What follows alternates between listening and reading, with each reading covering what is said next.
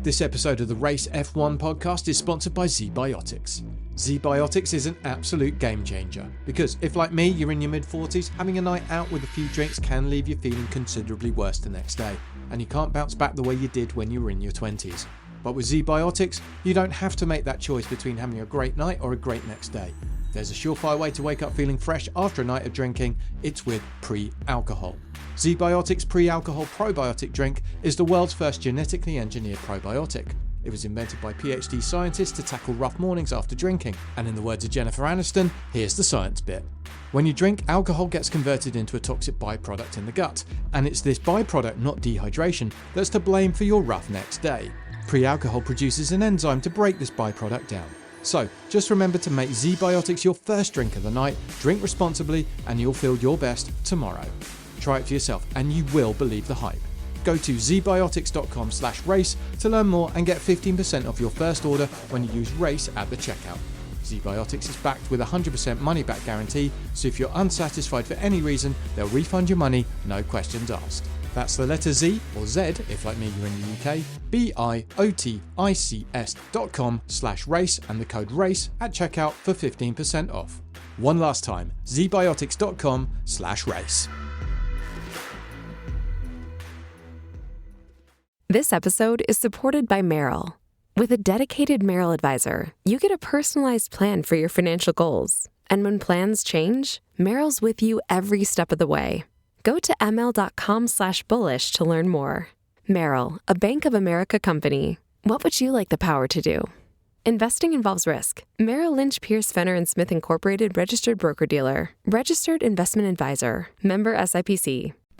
As you've probably heard by now, we've teamed up with BetMGM this season. We'll be using BetMGM lines to make all of our picks, and we'll have special offers for our listeners each week. If you haven't signed up for BetMGM yet, use bonus code The Athletic, and you'll get a 1-year subscription to The Athletic, plus up to a $1,500 first bet offer on your first wager with BetMGM. Here's how it works. Download the BetMGM app and sign up using bonus code The Athletic. Make your first deposit of at least $10. Place your first bet on any game and claim your voucher for a 1-year subscription to The Athletic. See BetMGM.com for terms. U.S. promotional offers not available in D.C., Mississippi, New York, Nevada, Ontario, or Puerto Rico. Gambling problem? Call 1-800-GAMBLER. Available in the U.S. Call 877-8-HOPE-NY or text HOPE-NY 467-369 in New York. Call 1-800-NEXT-STEP in Arizona. 1-800-327-5050 in Massachusetts. 1-800-BETS-OFF in Iowa. 1-800-270-7117 for confidential help in Michigan. 1-800-981-0023 in Puerto Rico. First bet offer for new customers only in partnership with Kansas Crossing Casino and Hotel. Don't forget, if you haven't signed up for BetMGM yet, use bonus code The Athletic, and you'll get a 1-year subscription to The Athletic, plus up to a $1,500 first bet offer on your first wager. The Athletic.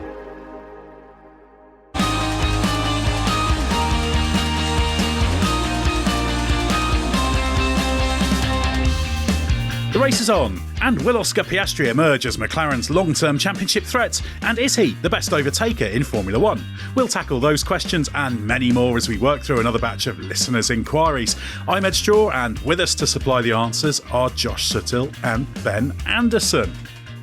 Well, Ben, we'll come to you first. This is another of those episodes where we're taking the Race Members Club questions, and it's becoming a more Herculean task actually to sift through all the questions we get. We get so many, and we try and get through as many as we can, but unfortunately, we have to be quite selective, but we do appreciate them. It's been quite fun, the Race Members Club recently, hasn't it? It's ramping up nicely. Yeah, it's such a pleasure actually to have these people on board with us, enjoying what we do, and we get to do so many different things, from current F1 to obviously bring back V10s and reminiscing about our childhood memories of getting into Formula One and motorsport in general. It's a lot of fun. I really enjoy these podcasts. Yeah, and it's always good when you get these questions because they offer you all sorts of different perspectives and challenge them. Sometimes you can get questions that are framed in a way that make you change your position, which is always my favourite thing. Although we like to have strong opinions, it's great when somebody gets you to shift your opinion because that means you're learning. Yeah. And obviously, Josh, you haven't had quite so much direct involvement in the Race Members Club, but you've been obviously involved with how it's been formed, etc. And it's good because often it's some of the more fun stuff we get to do, as Ben alluded to, isn't it?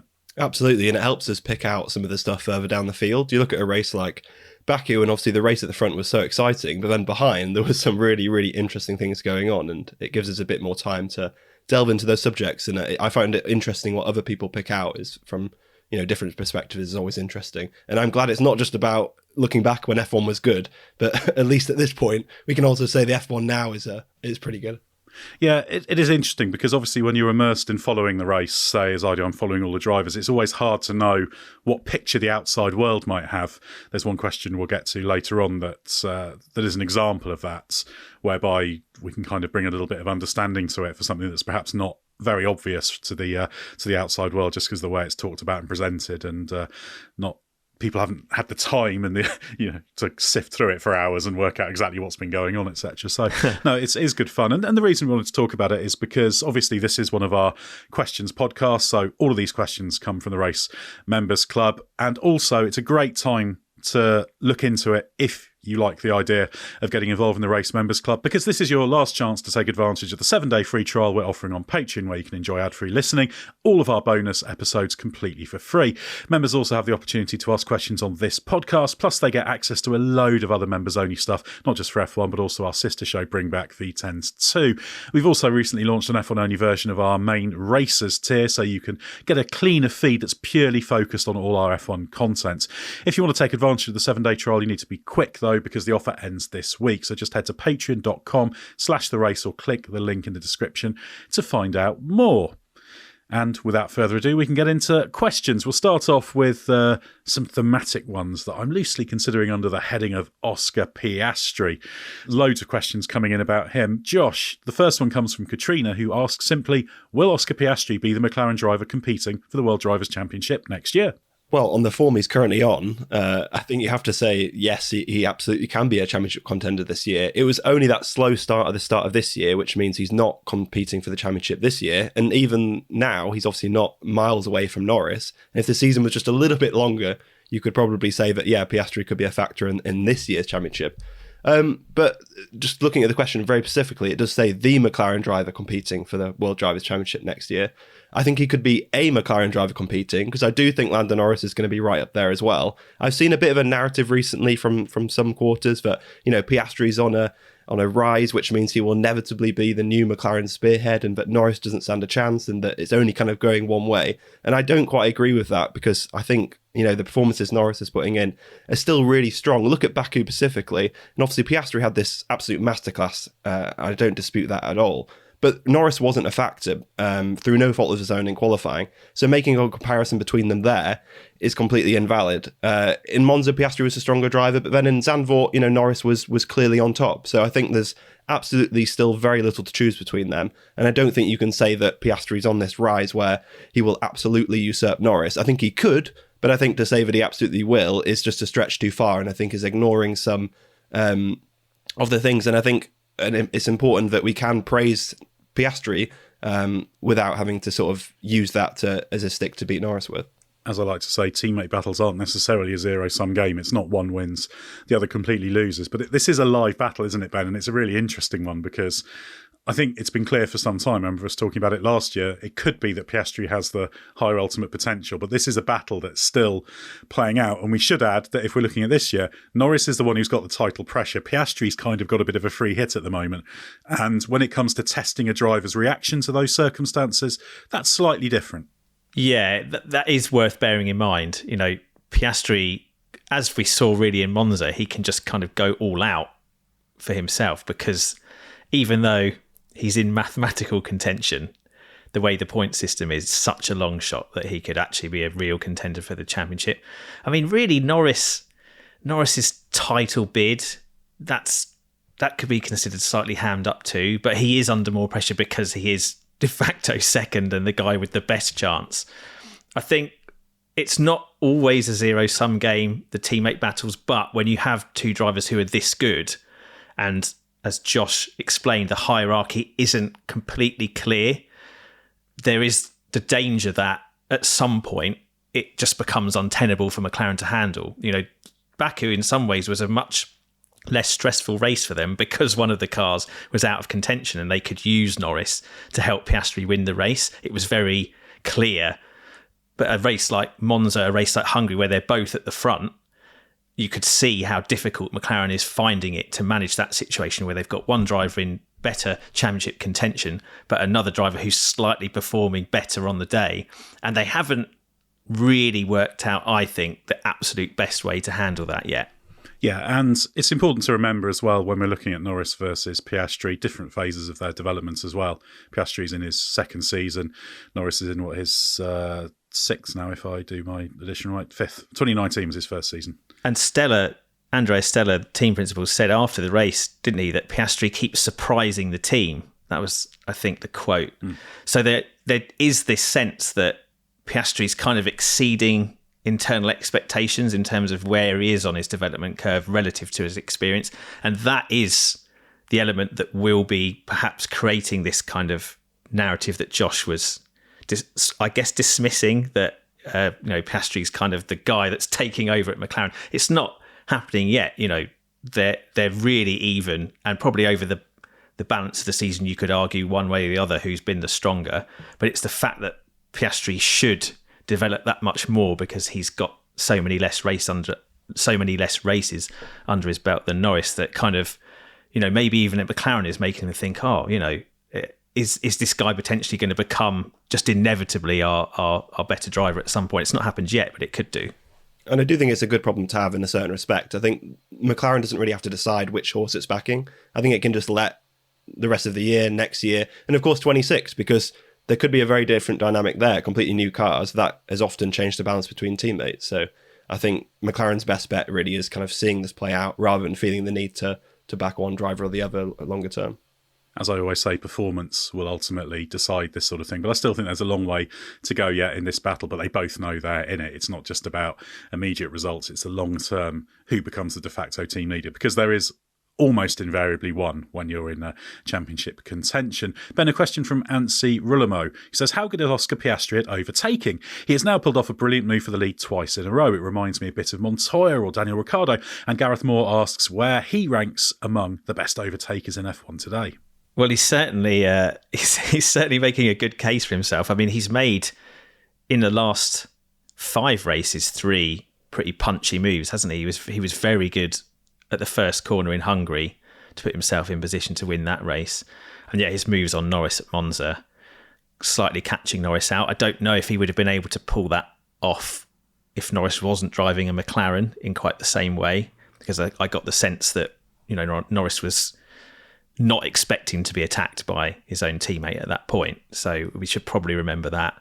But I mean, the move on Leclerc, really ballsy, obviously completely caught Leclerc out. I mean, it's tempting to look at it from the other way too and say, well, Leclerc should have defended. I was amazed that he didn't cover the inside and do exactly what Piastri did to him for pretty much the rest of the race until Leclerc's tyres gave out. So there's an element of the door being left open, but you can't take anything away from Piastri taking that opportunity, maximising it. So the thing for me is not so much about the overtaking itself, although he was brilliant on the brakes, judging the grip on the dirtier line of the track. It's more racecraft in general, knowing when to attack, when to defend, how to position your car, how to lose the minimum amount of time when you have to take the less than ideal line. Piastri looks every bit as good as the best guys out there in that regard. Alonso, Verstappen, Hamilton, Ricciardo in his day, was very good at the late braking, lunging manoeuvre, of course. But it's that all-round picture that you have to have. And I think Piastri, the thing that really stands out about him is his kind of just completely ice-cold, almost engineer in the car demeanour.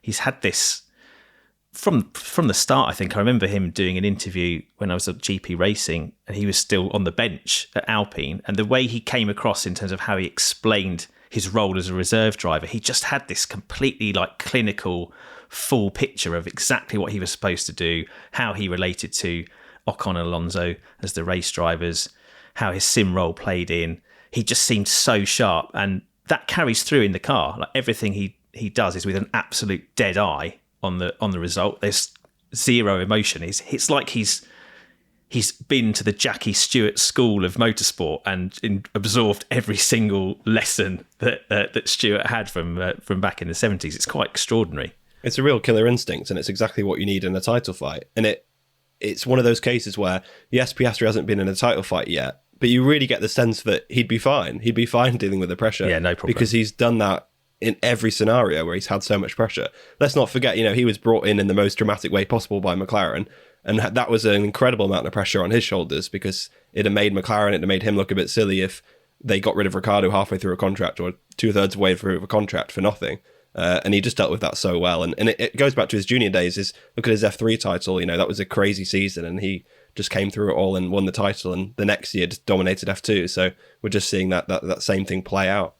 There's a good chance also that, we talked about the dynamic between Norris and Piastri and how that might affect McLaren. But there's a chance that this makes Norris raise his game too, because for me, this is the most pressure he's been under in that team. He's been pretty much the Zach Brown golden child since doing the Autosport Young Driver test and award back in the day and becoming, one of McLaren's sim drivers and then rising his way through. I don't think he's had a teammate pushing him quite like this. And those things always can go one of two ways. Either he crumbles under it and Piastri will just then kick on and emerge as McLaren's top dog unquestionably, or Norris will tidy up some of the rougher elements of his own skill set. Maybe if there has been some complacency in some areas, he'll be snapped out of that, because he'll be looking at Piastri now going, okay, this he's really on it all the time, and he's maximising every opportunity. He's showing the killer instinct on first laps and in overtaking moves especially. So if there's been any kind of untidiness from Norris, he won't be able to get away with it. He won't be able to hide. And McLaren will want to see that. They'll want to see Norris step up because Piastri's pushing him so hard. That question of overtaking is an interesting one, because I think we can certainly see Piastri can pull off those kind of Ricciardo-esque moves, as you referred to. There was an amusing quote I saw after the race in the press conference where he said, I was pleasantly surprised that I actually made the corner. And he not only made the corner, but he made the corner on sort of exactly the right sort of line you would want to from having made that move. And that can be difficult. I mean, Ben, you've done racing as well. And yeah. I know I've had... you have those times where, this is just... at the lowest possible level, talking about the highest possible level, but in my experience as a fat amateur racing driver in the past, sometimes you do those moves up the inside, and you would have that kind of not really sure whether you've asked a bit too much, because you're on a bit of track you've never driven on before, you're driving in a completely different way because you're trying to sort of do the late braking thing, and you do have that thing in your mind of, is this going to stick? And then most of the time you're sort of pleasantly surprised and it does. And I think it's a great sign when you have a driver who can do those kind of passes. That is the sign of a great overtaker. I think also, though, when you're talking about great overtakers, there's the other dimension. There's the kind of the Alonso overtake style, which is the strategizing, if you like. So I think we've definitely seen Piastri's great at those instantaneous overtakes, as I call them, whereas it's not that he's bad at the thinking it round, etc., but he's a contender to become the best overtaker in Formula One. I don't think we've got enough data yet to say that emphatically, but he's very good. And those last two races in particular have been mega. He's also really clean and fair when we're talking about best overtakers. Sometimes it's a bit getting your elbows out, pushing someone off the track, stretching the edge of the rules. Piastri hasn't done that at all. He's done them completely cleanly, left just enough room, and made both of these moves clear. Very cleanly. Stretched papaya rules, maybe. Well, it's worth it. It's worth noting that he said emphatically, and the team hasn't contradicted this, that the pass at Monza was fine, because papaya rules are basically don't drive into each other. It seems to be they're quite woolly. Okay, and Piastri was very clear on Thursday. He said, he was asked, right, so the Monza pass was fine. He said, yeah, that was fine. And then he was asked, is it fine from now on under what's changed? And he said, no. So that was the change. So Piastri was fine when he did the move at Monza. So all credit to him for doing it, because you need to take every opportunity, use all of the leeway you're given. But now they don't want things that might compromise the other driver too much. So that's that evolving narrative. Shows again how much he's challenging the team, doesn't it? Because from race to race, they're having to evolve their own understanding of what should be allowed and what they should do based on what he's doing, or what risks he's prepared to take, accept, and make work for himself. It's yellow flag rules now, isn't it, instead of papaya rules? Because no overtaking when Norris is in the right position, I think. Yeah, there's a little bit of that. The next question comes from Steve D that I'll take. Piastri appears to exhibit very high levels of clinical calculation in the car. Despite his lack of experience, last year he seemed to know what he was missing, and now he's starting to use that knowledge in races, i.e. why he missed out in Monza. Do we have a new professor on our hands? Well, invoking Alan Prost is praise indeed, and Ben earlier referenced him in Jackie Stewart kind of mentality terms. We touched on this a bit, but yeah, he is very ice cold in the car. He isn't emotional. He doesn't react to things, and I think that's very positive. There was a great example last year in Mexico when he was battling with Tsunoda, and Tsunoda was sort of coming through on the soft tyre, if memory serves, and he just turned in on Piastri, and Piastri just sort of got hit and just didn't really move or anything. Tsunoda bounced off him and off he went, and just Piastri got on the radio and was like, yeah, he drove into me. And it was just really, really calm and relaxed. And that, I think, is a very good sign. I think that calm calculating thing comes into how he overtakes, how he takes those chances, takes what liberties he can within papaya rules, because he's happy to play the team game, but he's playing, you will tell me to play the team game and I will do it in the way you tell me to, and any leeway you give me, I'll do it. And he's definitely coming on nicely technically. He learns in races. Obviously, he cooked the mediums a little bit in Leclerc's dirty air, and he kind of defied the race engineer advice to sort of bring the tyres in carefully, because he thought, you know what, I'm much better off in clean air. If I can pull off this pass, that's going to help, and I like that. So it's thinking about when to take those opportunities and when those risks are justified. Yeah, that was a really impressive thing to do, especially for a guy in his second year. We see even championship winning, very experienced drivers sometimes find it difficult to overrule their team, even if they want to. But Piastri had no qualms about going, I'm going to do the race my way. I mean, that was Alonso-esque. That's the kind of thing you expect from Fernando, isn't it? That I've taken stock of all around me. I've processed all the information in my supercomputer brain, and I'm just going to do this thing. And I don't really care what the team says. I mean, Piastri doesn't maybe have Alonso's kind of bullshiness style, whereas Alonso will just say, no, forget it, I'm doing this, and be quite strong about it on the radio. But I think it was really impressive of Piastri to kind of take the bull by the horns, if you were, and figure out that this is his opportunity to change the race, regardless of the pattern that the team are seeing. He's got that coldness in the car. There's these comparisons to kind of Kimi Räikkönen as the Iceman, because Räikkönen had this kind of sort of unemotional, detached approach to Formula One, but I feel like it came from a slightly different place, in that Räikkönen seemed to be kind of more compartmentalising Formula One as a job and not something he needed to really get too bothered about. Whereas Piastri, I think, has a little bit more determination. It certainly seems that way at the moment. Like he's more asked about it, but still is able to completely detach his emotions. Sometimes that can be a bad thing. He doesn't need this because he's so quick.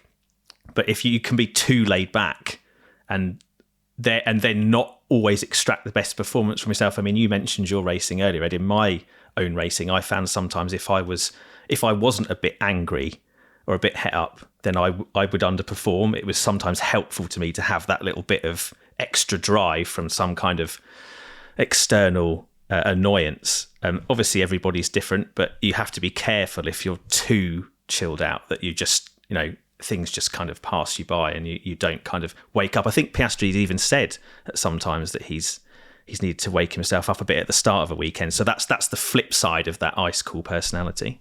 Well, that feeds in very well into a quote I dug out from an interview I did with him earlier this year. I won't do the accent, but he said I was asking him about kind of his cool, relaxed mentality, his character, where that comes from. And he sort of talked about it being intrinsic. But then he said, sometimes I do need a rev up to get a bit of energy. It's just getting into that right state of being concentrated, not being too lethargic and not too excited. It's a conscious effort to try and stay in that zone with the people around me and also trying to catch myself. So it's a bit of personality, a bit of hard work, and that's how you end up with some one-liners and very little radio excitement, which I think is a good quote to end this section of the podcast on. Hi, I'm Jason Alexander.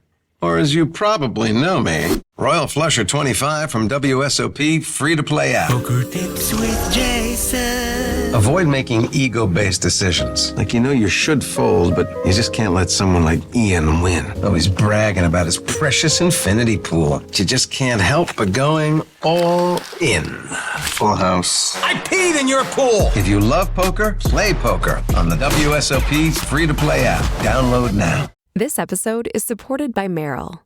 With a dedicated Merrill advisor, you get a personalized plan for your financial goals. And when plans change, Merrill's with you every step of the way. Go to ml.com/bullish to learn more. Merrill, a Bank of America company. What would you like the power to do? Investing involves risk. Merrill Lynch, Pierce, Fenner & Smith Incorporated, registered broker-dealer. Registered investment advisor. Member SIPC. Time now to tell you about the sponsor of this episode, Grammarly. Do you struggle with when to use fewer instead of less? Do you find yourself writing important emails which, when you look back on them, take far too long to get to the point? Are you guilty of exclamation marks and too much jargon? Well, Grammarly is an AI writing partner that helps you find the words you need and the right text for your context. It learns your personal style and your brand or company style to give you personalised suggestions based on what you're writing and who's going to read it. Grammarly works across all the apps and sites you use like Word, Google Docs, Pages, Slack and more, so there's no need to copy and paste. Grammarly works where you work. Smart features like tone suggestions help you navigate even the most difficult work conversations. And what's more, data privacy and security are woven into the foundations of Grammarly. It's the gold standard of responsible AI with 15 years of best-in-class communication, trusted by tens of millions of professionals and IT departments. So get AI writing support that works where you work. Download Grammarly for free at grammarly.com/podcast. That's GRAMMARLY.com/podcast. Grammarly. Easier said, done. Right, in this section, we're going to move on to slightly broader McLaren matters. We've touched on Norris and the team orders thing, but we'll get into that a little bit more in this section. Josh, the first question comes from Morgan McWaters, who says, with Piastri continuing to improve at a rate of knots, how long will it be until we start hearing calls from McLaren to force Norris to support his title bid? And Matthew Ellery asks if Oscar Piastri can secure a good result in Baku and Singapore, closing the championship gap to Norris. Is McLaren now supporting whoever is in front regardless, or will they be forced to reassess if it's not clear who the lead driver will be? And of course, that question came in before the race had happened in Baku, hence the reference to the good result in Baku, and he certainly ticked that one off. Yeah, well, it has to be something McLaren are asking themselves and both drivers will be asking the team. Norris still has a okay margin on Piastri, so I think McLaren has to go on as planned. Like I said before, there wasn't like Piastri completely blew Norris out the water in Baku, then they'd potentially have to reassess. So I think you still have to go into Singapore and see what happens there. You still back Norris, but you still make smart decisions, just like McLaren did in the race. They used Norris to help Piastri win that race, and they weren't afraid to do that. I think they should continue to do so.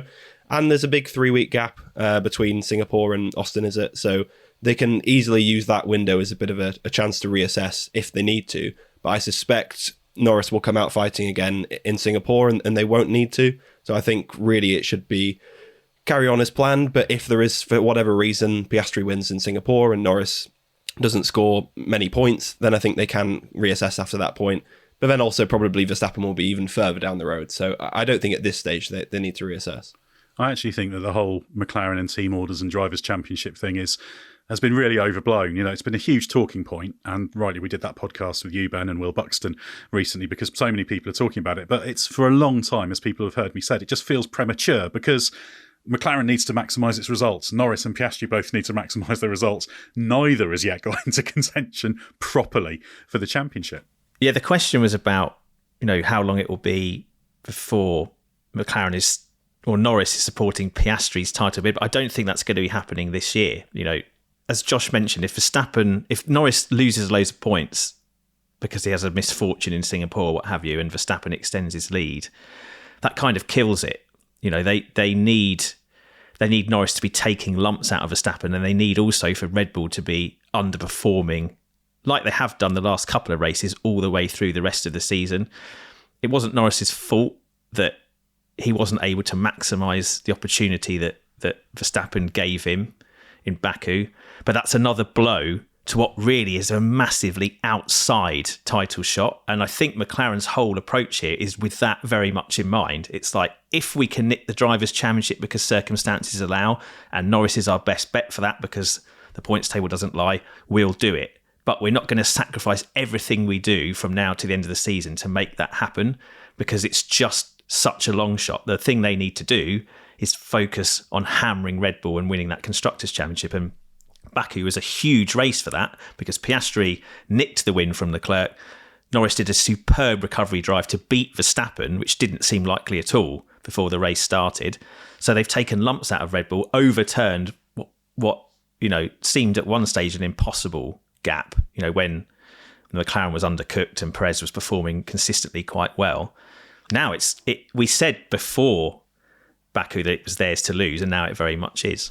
Whatever decision they make, I think they should just keep it internally, to be honest. I think they made a mistake in going so public right before the Baku weekend, because that set the tone for the weekend, that set the storyline for the weekend. I know people were talking about it ahead of the weekend, but it felt like they were responding to something they didn't need to respond to, because Norris said on Thursday that, they make decisions like this all the time, and some of them we don't hear about. So why couldn't this one just be one that we don't hear about? I felt a bit unnecessary to go so public with it. It looked a little bit silly then when Piastri was the one winning the race. Obviously, it looked deeper and it wasn't some huge defeat for Norris, but I think really they should try and not feel the need to respond so much to the public pressure, because they should know that the decisions they make are right for the team. They don't have to sort of do firefighting for what the fans and media say. It's throwing the media and the fans a bone, though, isn't it?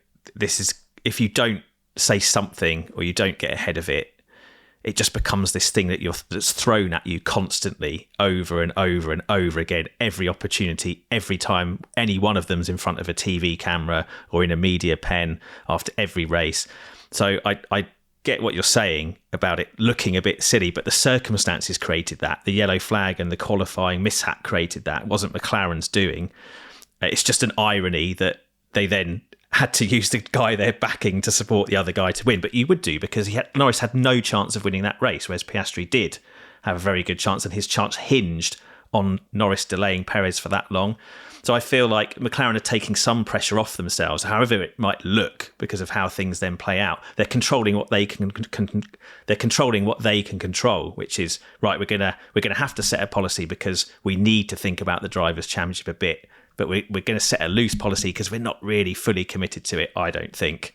But all in all, we're going to focus on the Constructors' Championship, and if Norris has to do something to help Piastri, to help the team, then that's what we're going to do. And whatever anyone thinks about it, or however it looks, or however a race plays out, McLaren can't have any control over that. So they just need to not worry about it. But I don't feel like they could have just ignored it completely and kept everything internal, because they've just become this championship force almost by accident this year. And Norris has almost not reluctantly, but by stealth, become this potential title contender. So they can't ignore that. They have to address it, because obviously everyone's going to be talking about it. I think it was more what they said. I think they could have said, we're going to try and win both championships and we'll do what we can to win both championships. But I think whatever, you kind of get caught in a grey area, don't you? I think that's a bit what happened on Thursday, because they said they were backing Norris, but then it's sort of to what extent, and it's all a bit of a hard thing to explain, which I think they don't need to really spend too much time doing. But at the end of the day, I think when they look back at the season, they're not going to think, we should have explained it a bit better in Baku. They're just going to be worried if they won the titles or not. So at the end of the day, it's not a huge thing. It's also worth remembering that this narrative, really, it was a combination of McLaren's slightly woolly instructions in Hungary and Norris's own conduct that actually made it a story. Yeah, very true. I think that's multiplied it. I'm not saying it wouldn't have become a storyline, but I think that piled loads and loads and loads of fuel on a fire that wasn't really burning before that. So I think this one is slightly self-inflicted. Norris may grumble when he's asked about it endlessly. McLaren may find it frustrating. But yeah, they've kind of... should have moved over quicker, basically, shouldn't he? And then it wouldn't have been such a thing. But also they should have given him a better instruction, because they said at your convenience or something. So yeah, but it's all a learning process, isn't it? And it is about a team improving. And that connects to the next question that I'll take from Andrew Doe, who says, despite Lando Norris's excellent recovery after his Q1 exit, was this race a key example of missing an opportunity to significantly close the gap to Verstappen in the World Drivers' Championship, which, following the potential points not realised at Monza, is further evidence that McLaren aren't championship fight ready? Well, I would agree that they're still learning and evolving as a team. They're being cured in the heat of battle. That's a learning process a lot of teams go through, and the championships they won in the past are so long ago. I don't think a little bit of that carries over, but this group is learning how to do it. But I think if you look at Q1, there's a bit of misunderstanding about it because a lot of the coverage and what was shown on TV wasn't clear. It wasn't sort of looking at the things you needed to see, so the information wasn't there to do it. But I don't think there was much McLaren could have done about that. Lando Norris was the only one on track who hit that yellow flag. And you could say potentially McLaren could have gone out earlier and given a time for a reserve lap on that run, but they were on the same set of softs they'd started on, so they didn't want to squander too much of that. And with track evolution, etc., loads of teams took that approach as well. So you could say maybe they could have done that. Could Norris have been quicker on the first run? I think only 5 drivers did a lap quick enough to have got out of Q1 on the first run because the track was evolving that much. So, yeah, maybe, but it wasn't one of those ones where he blew his first run. That would be a bigger problem and didn't have a fallback. And it was just bad luck. It was a double wave yellow, and it was a double wave yellow, and approaching turn 18, Ocon was crawling there. It was out for... And it maybe shouldn't have been. That's the key thing, isn't it? It maybe shouldn't have been. McLaren argue it shouldn't have, but at the same time, in order to be reactive, the marshals have discretion to throw a yellow if they feel it's necessary. That there's a little there's 2 sweet sort of kinks in quick succession there, so visibility's bad. The drivers had talked about it in the drivers' briefing as well. So, yeah, it was a really slow car with a puncher. He didn't have a yellow flag elsewhere. I don't have a huge problem with it. It's just one of those things. It can happen. So I don't think Q1 specifically reflects badly on Norris or on McLaren, really. Sometimes it's just one of those things. It could have happened to Piastri. Piastri was slightly slower than Norris on his first lap. And so if Piastri had just caught that, he could have had the race Norris had and was cost a shot at victory. So, yeah, I don't think it was a huge problem. But I do think McLaren is evolving in terms of being a championship force. Yeah, it was a missed opportunity, definitely, but it wasn't an opportunity that McLaren missed. They did, I think, everything that they could have done in that race weekend, and this specific thing that cost them or cost Norris the chance at more points is just one of those things you have to put down to a confluence of circumstances. You can't control all of those things. You could spend endless time going back over it, but it'd be wasted energy, I think. Exactly, yeah. You always look at it, could you have done better? And you probably think, maybe not in this particular case. Josh, the final question in this section from Jeremy Husted, we'll throw at you.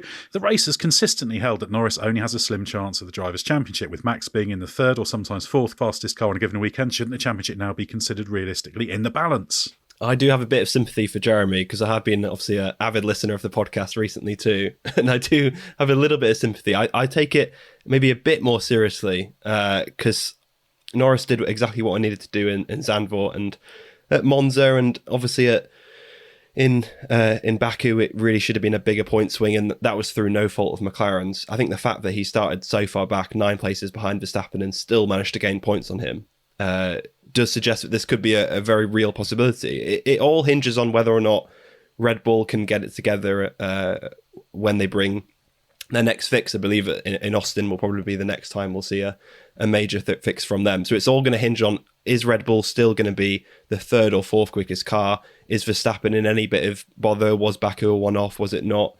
I think if things carry on as they are, then Norris and McLaren are absolutely still realistic contenders for the Drivers' Championship, because we could be in a very real possibility where we go to Singapore, and if Norris avoids any kind of yellow flag, he could put it on pole, win the race. If Verstappen is 4th or 5th, that's suddenly a 13-point, 15-point swing towards Norris, and suddenly he's thrusted himself a bit into contention. Now, obviously, he's not done that so far. He didn't do it in Baku, but I think there's every reason to suspect that this could change extremely quickly in about 3 weekends if Norris was to win a couple of races in the next 3 and Verstappen is still around 4th, 5th, 6th. Suddenly, that lead is going to look incredibly vulnerable. So I do have a bit more hope than Ed. I think that they would have a better shot if it wasn't for F1 going on hiatus after Singapore, because that gives Red Bull so much more time to sort the car out. And already there are signs of life. Verstappen had a stinker of a weekend, but he was quite specific about the setup direction they took for Q1, just carrying through, making the car horrible, jumping around and what have you. Maybe they went too low. It sounds like they did something fundamental because they weren't able to correct it with minor tweaks or what have you through the race. It persisted. But Perez, who has unquestionably been the weaker Red Bull driver, okay, he's good in Baku. We know he's good with the understeer balance you need there, etc. But Verstappen's not terrible with that. Verstappen was close to qualifying on the front row anyway, but he messed up his best lap in Q3. and Perez had a great race up until the collision with Sainz, and could have won that race. If it wasn't for Norris, he might have been the one attacking Leclerc at the start of that second stint.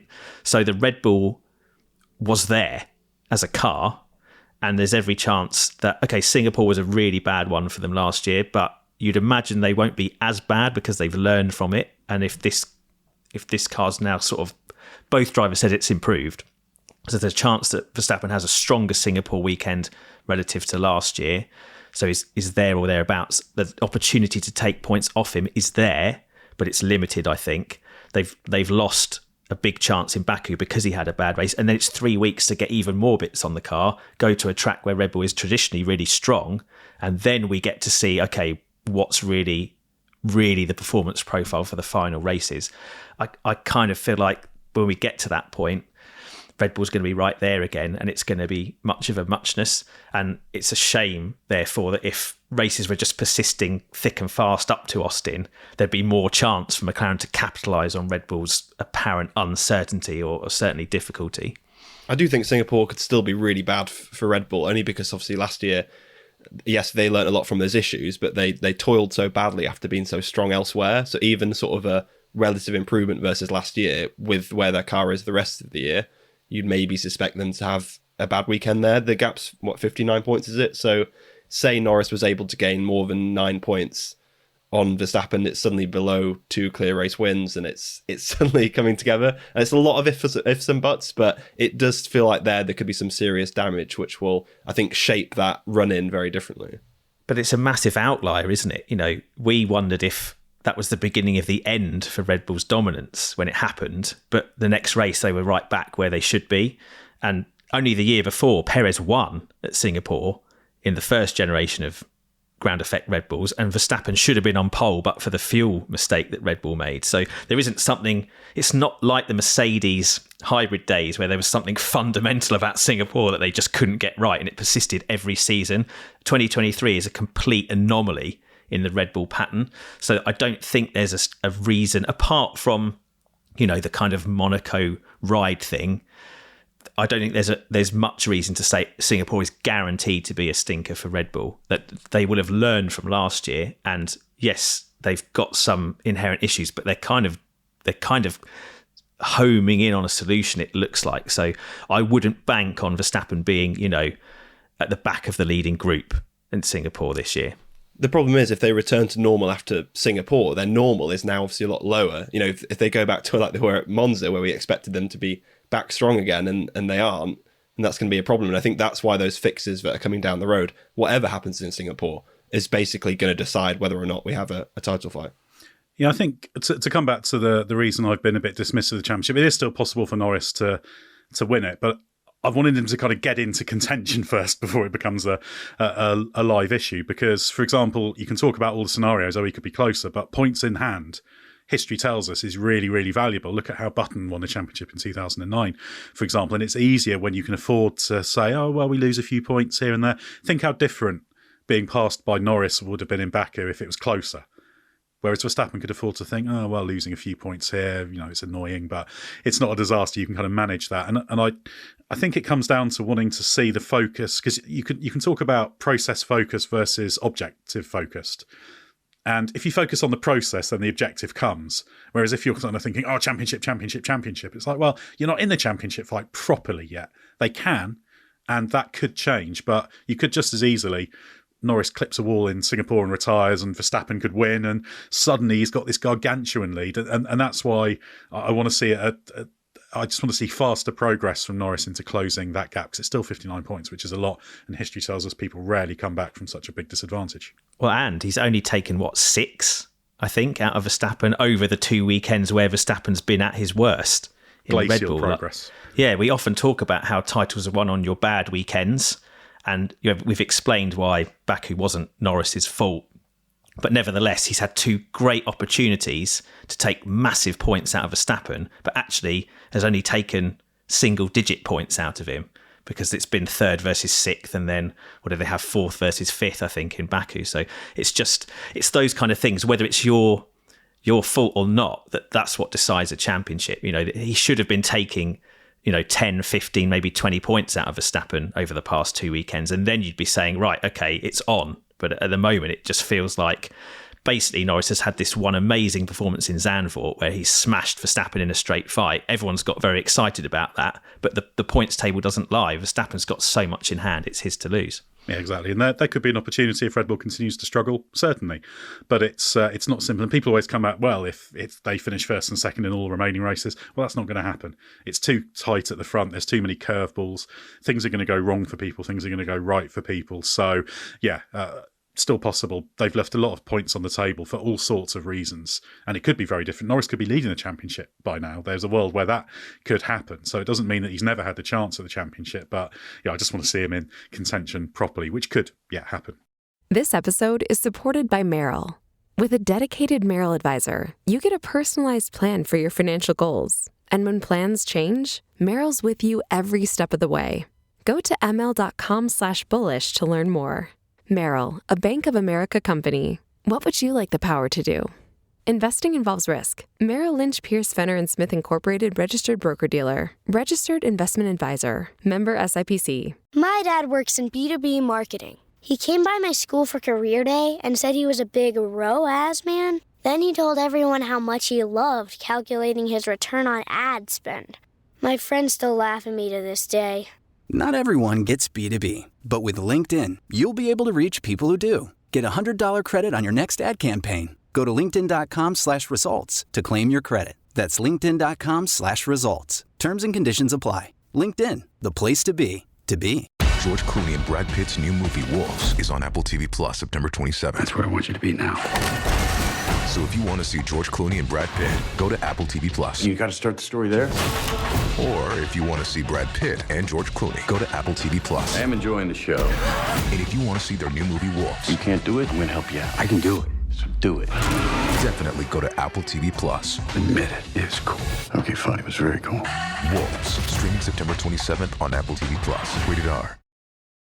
Let's move on to the final part now. We'll get through a decent number of questions. This is a loose affiliation of unrelated topics, so we'll be all over the place in this section. Josh, a question for you from Benjamin Tampin, who says, with there being the chance of a postseason rookie sprint race, who do you see taking up each of the seats, and who would you like to see if it differs from what you'd expect? Red Bull, I expect Isaac Hadjar, F2 title contender, to be in there. Antonelli's going to get an early race debut for Mercedes. Ferrari, Arthur Leclerc, he's done some testing with them this year. I suspect he'll go there, if not Schwartzman. McLaren could be Bortoletto, could be Pato O'Ward. Depends a bit how that goes. O'Ward's doing FP1 in Mexico, so that could be a prelude to doing the sprint race in Abu Dhabi. Felipe Drugovich will finally get to race for Aston Martin, probably. Jack Doohan gets an early debut for Alpine. Iwasa probably for RB. Williams is a difficult one. Could be Zach O'Sullivan, but he lost his F2 seat to Luke Browning, so maybe Browning's jumped him in the queue for that as well. Ollie Behrman should be at Haas, but it all depends whether or not he's allowed to take part. Obviously, with 2 F1 Grand Prix under his belt, they haven't quite agreed between the teams who's going to be allowed to compete. Sauber could be Théo Pourchaire, but then we've said that many times before, so I still wouldn't rule out somebody else taking it just because he's had such a bad luck at getting seats, which he probably should. Yeah, I think that'd be a reasonably fun lineup. And yeah, it sounds like there's a good chance of that happening. Still a few details to sort, including, as you referenced, exactly what experience level is allowed, whether it's that no more than 2 races that they use for FP1s or outright rookies. Ben, a question from Jasper Pendlebury. With Franco Colapinto performing exquisitely for only a second outing, scoring points even without the crash, has the decision to ditch Sargent been totally vindicated? And what chance is there of seeing Franco on the grid beyond Abu Dhabi at the end of this year? Well, yeah, I think the decision is totally vindicated. I mean, if it was up to me, Sargent wouldn't have done the second season. I think this was long overdue. I think Williams were generous to him, really, in terms of the level of performance he was delivering. They'll probably be kicking themselves that they didn't have Franco in the car sooner because, okay, it's been a difficult season, but they might have been opportunities for them to have scored more points. It's baffling that this is the first time they had a double points finish all season. So very welcome for Williams, great for Franco, but where does he go? I mean, there's no opening at Williams. You know, they've got both of their drivers locked down for a long time. No, unless Sainz decides he wants out, but that's a couple of years down the road at least. So really, it involves him being loaned out, doesn't it? He either has to getting the loaner junior driver from a bigger team queue at Sauber Audi, which I think, Bortoletto's been linked to. So maybe Williams might try to do that. Or, is there some way of crowbarring him in at RB if Red Bull are not happy with the guys that, they want to bring up? But at the moment, I don't see it, which is a shame for him. So all he can do really is maximise the cameo chance he's got, which at the moment he's doing. Well, if Liam Lawson wasn't kicking around, Red Bull would absolutely put him in the RB next year. I think that's exactly the kind of move they'd make, proactive, because he's proven himself probably more than any of their juniors have so far. And if Colapinto keeps this up and shows that good mentality, I think he's going to be in good shape to get something in the future and, could force himself into contention for Sauber, for example. The next question from Karma Strikes that I'll take. On one of the rear-facing camera shots, we saw Oscar Piastri's DRS flap lifting several millimetres just from aero loading. Is this also something Red Bull and Ferrari are complaining about, or are they mostly focusing on the front wings? Well, the recent complaints have been primarily focused on the front wings. The rear wing stuff, the thing is, the wing flexibility stuff is always going on in the background, and it's all fundamentally because the rules say generally they have to be rigid, but they can't be. There has to be some acceptable amount of movement. So the de facto test of whether it's legal is whether it passes the load test. So everyone is trying to get aeroelasticity within what the load tests can detect. So everyone's doing that. It seems McLaren's doing it very, very well. It looks like it'll probably be a rotational effect. A few years ago, Red Bull had kind of the whole rear wing assembly just rotating back a bit, which was great. And that was a big storyline around Baku time that year. This is a little bit more localized. Could well be also just getting a little bit of backing off with the kind of the rear wing tips, which also they create big, powerful vortices that are quite draggy. So there's some benefit there. There's definitely going to be a lot of teams looking at it. Baku, the footage might instigate a little bit more objection. We'll find out a bit more in Singapore, but it's not as simple as that, oh, look at that flexing, they're cheating. No, all the rear wings are flexing to an extent. It's how well can you control it? So the two questions are, let's say in the case of Red Bull, can they not create the same effect and therefore they'd like McLaren and others to stop doing that? Or do they feel that what they've been told before stops you from doing that and they want clarity on that? They've always said clarity is the key. Horner said on the front wings in Baku that, right, we know where things are, so we have to go down that route as well. But then FIA is saying we might tighten up next year. That's what the camera's about. That's what the data gathering's about, tightening up on things next year and maybe some new load tests. So watch this space on that one. Josh, a question from Jaap Reuter, who says, Alex Palau to kick/Sauber/stake/Audi. Your thoughts? In an alternative world, that sounds incredibly fun and would probably happen. And maybe 25 in an uncompetitive Sauber is actually not a bad place to put him in, and you get him prepped for a full season in 26. Unfortunately, in the world we live in, it's never going to happen. Palu seems to have kind of given up on the F1 dream. I'd recommend checking out the IndyCar podcast because there's a good interview with him there where he basically explains that it's basically over in terms of F1 for him now. Yeah, it's a bit of a question of what has he done to deserve ending up in a Sauber, and I mean that in a negative way for Sauber because, he's having a great time in IndyCar. Ben, a question from Adam Jones. I'm writing this around lap 30 of the Azerbaijan Grand Prix, so it might all change, but this is another weekend where the teams rely on a safety car, so they use it to box. Why do teams seem to over-rely on something that could or could not happen, and why don't some drivers say, stuff the plan, I'm boxing? well, sometimes they do, don't they? They just arrive, but it's a risky thing to do because you need your team to be on board with what you're doing. You rely on a team of mechanics to change the tyres on your car. So if they're not ready for you, that just delays your race time even further, as well as it not necessarily being the best thing for your overall race strategy. I remember when Verstappen was teammates to Sainz at Toro Rosso going into the second year, the Australian Grand Prix, he was absolutely furious that in his mind, Sainz had been prioritised on the strategy. And when they came in for the second stops, I think it was the second stops, Max just decided to come in early because he wanted the priority. And it caused all kinds of pandemonium and actually compromised the team's overall result. They ended up not pitting at the right time, got overtaken by other cars. So there was this like paranoia at play that just ruined the whole thing. So you have to kind of go back and forth with your team. It's why we have all this kind of, chat on the radio. Sometimes it goes too far and you end up with indecision, but you can't really unilaterally do that kind of stuff. In terms of the safety car, I mean, it's part of the gamble of strategy. The aim of the strategist before a race is to try and take account of all the variables and imponderables that might influence the race. And obviously this was a Baku there was a safety car, a virtual one at the end, but very unusual. I don't think there'd been a Baku race where there hadn't been a safety car in the early part of the race, or at least one that could influence the pit stops. So you would, just by the law of averages, base your strategy on the likelihood of a safety car, but also because of the way the tyres behave at Baku, it was a clear one-stop race for everybody. So there's a certain minimal amount of strategic variation at play anyway, to be honest, with that one. And it's also one of those ones where sometimes there's drivers who've got nothing to lose. Ocon, Gasly and Ricciardo all pitted right near the end of the race. They weren't going to lose. They had no chance of points. So they just had to hit and hope. They didn't have the car pace or the opportunity to do it. And if the race had panned out differently and there were 7 cars out, they may have changed how they did things, but they were just, hitting and hoping. And others who went long on it, sometimes that can catch you out, but actually the hard went pretty well. So if you started on the hard, you could still get pace out of it very deep into the races. For example, Alex Albon benefited from. So sometimes it's a kind of, we've actually got nothing going on in this race, so let's have a go.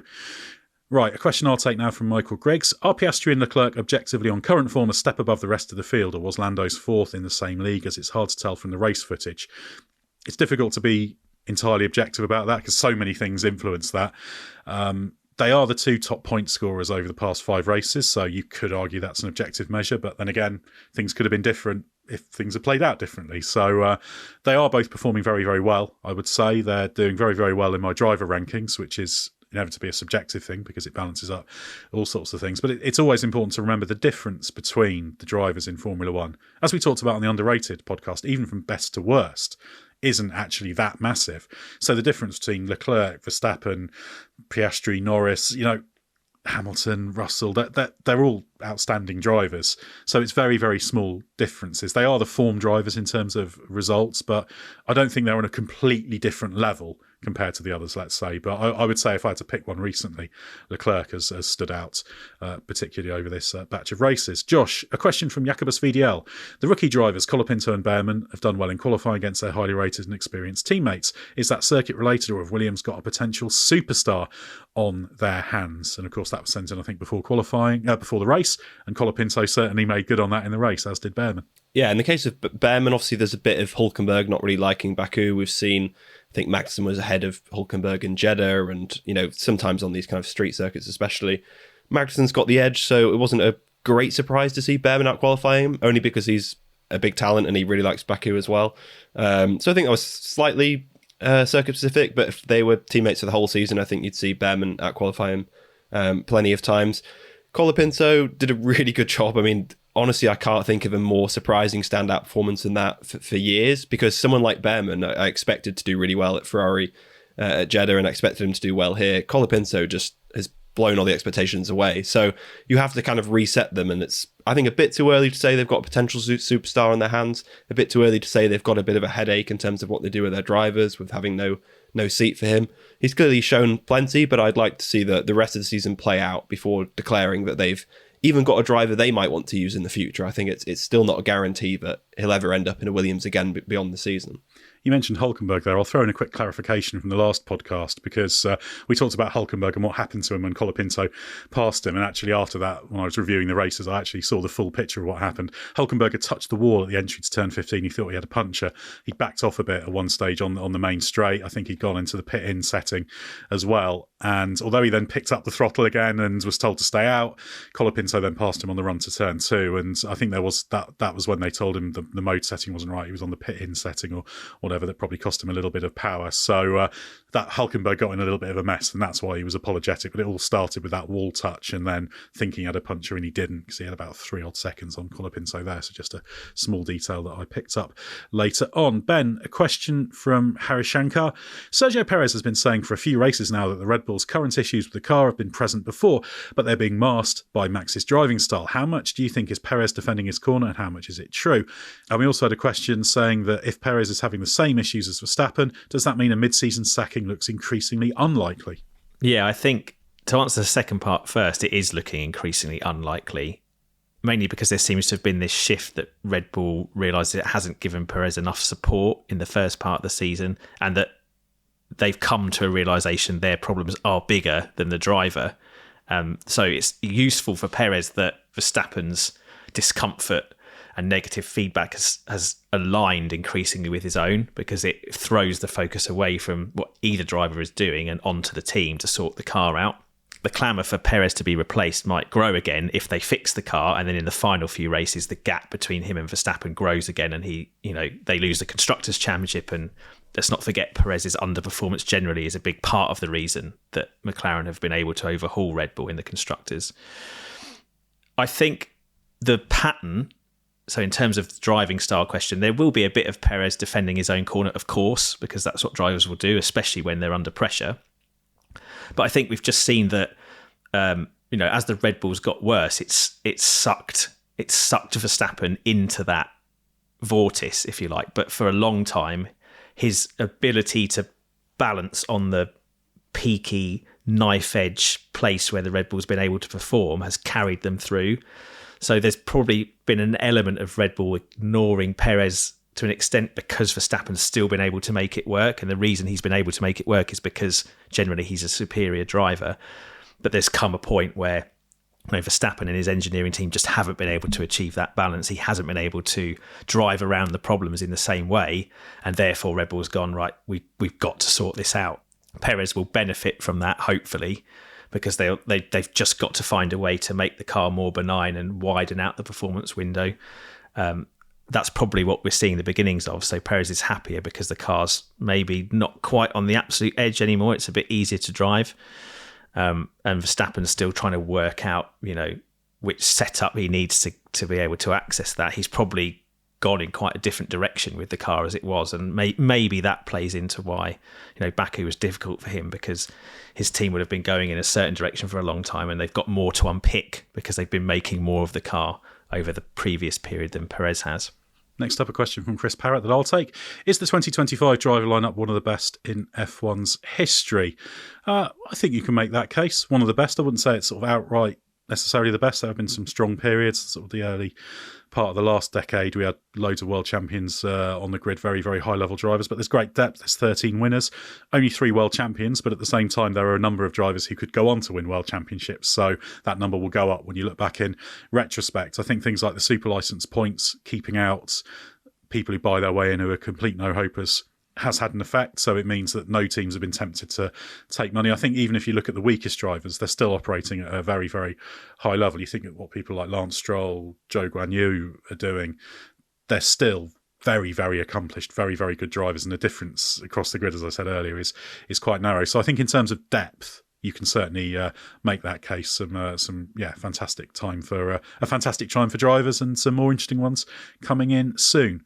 Josh, a question from Scott Provost. 3 rookies will be joining F1 next year. During the discussion of who will be joining the grid, there was never a woman's name mentioned. I know there's F1 Academy, but is there currently a realistic path for a woman to join the grid? Also, if the goal is to have women racing side by side with men in F1, why do they not race together in F2 or other junior series?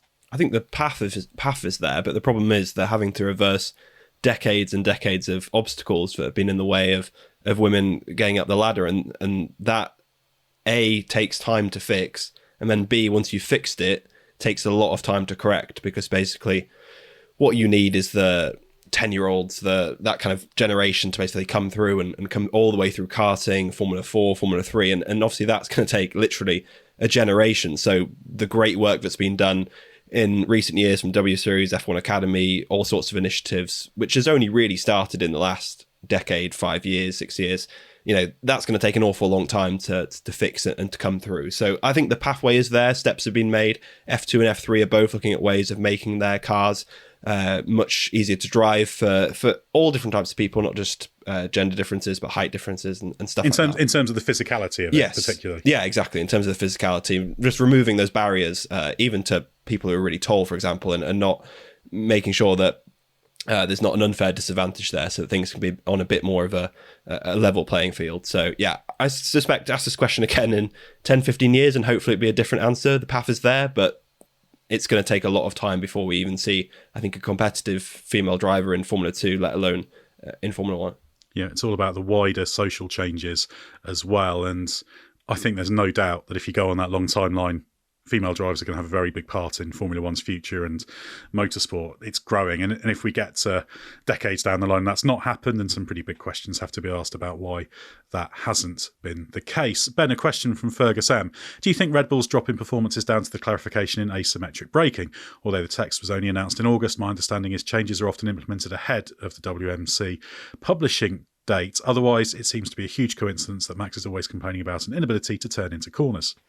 Yeah, it's a good theory, and the coalescence of the timeline adds up to some extent.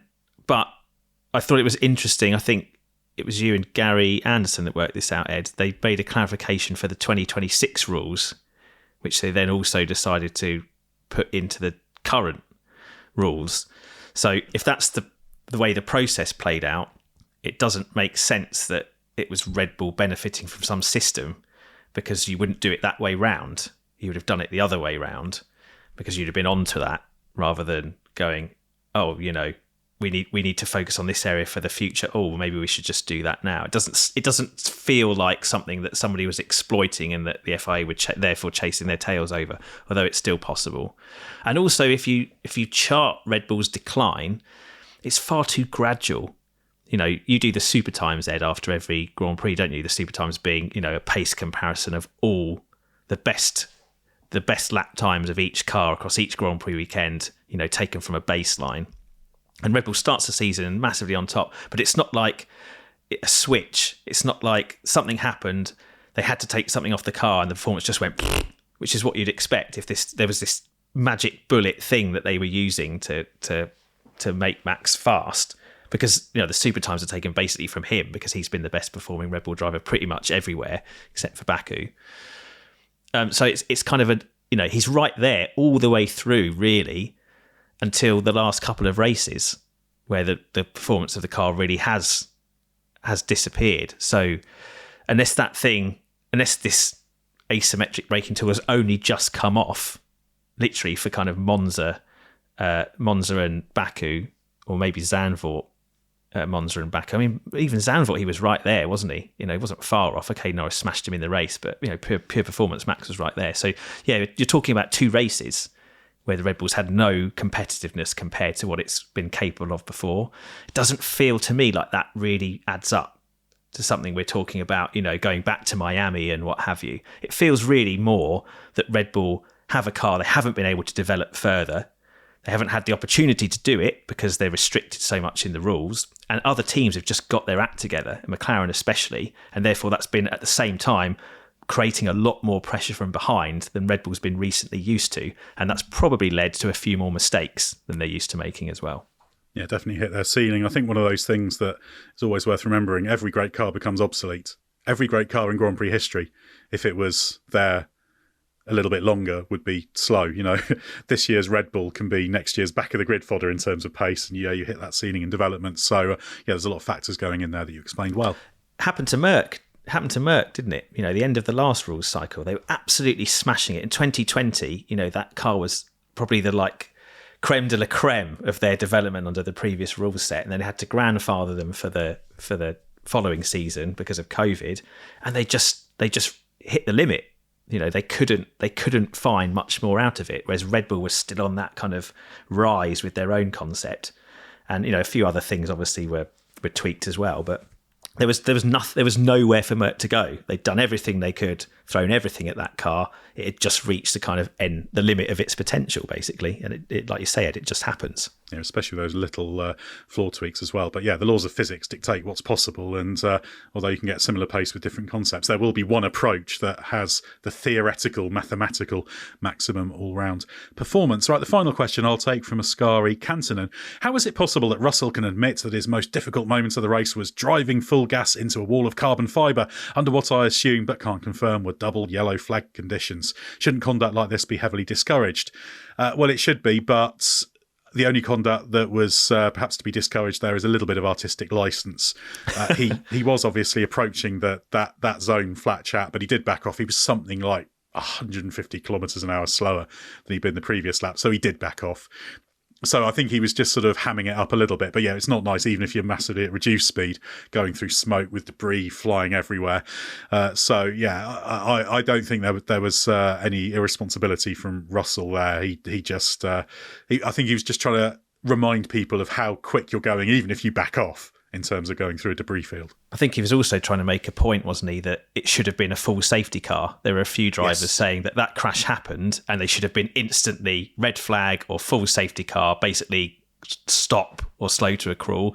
There was some surprise that it went to this kind of virtual safety car, which is an extended almost yellow flag period. They felt like on a street track, you shouldn't be taking the extra risk of asking drivers to navigate that kind of debris and what have you at not racing speeds, but even at, slightly reduced speeds. It's maybe not the right decision.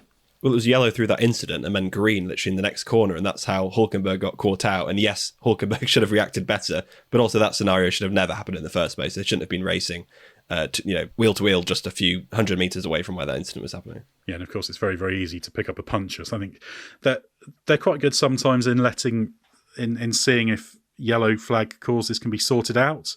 Sometimes you might have a car that's not scattered debris everywhere. You've got debris all over the track and two cars heavily in the wall. It does seem like an obvious case for that. They'll have had their reasons for it, but that should have been desperate not to finish under safety car, I think, aren't they? That's the thing. Well, yeah. Why might that get them in trouble in Formula One? There've been no cases in the past where that desperation has caused any controversy or problems at all. And I think that's a good moment to end before we get into even more controversial territory. Thanks very much, Ben and Josh. Thanks to everyone who sent in questions. Remember, this is your last chance to get that 7-day free trial of the Race Members Club, so head to Patreon, click the link in the description, and then you can join in the fun of asking us questions and getting all the other great members content. I am literally going to head out the door now to fly to Singapore, so stay with us for everything you need to know from the world of Formula One.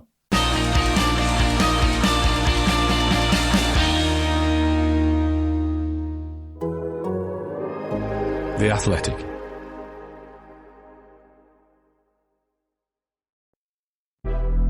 College football is back like never before. I'm David Ubben, and I host Until Saturday, the Athletics Leveled Up College Football Podcast.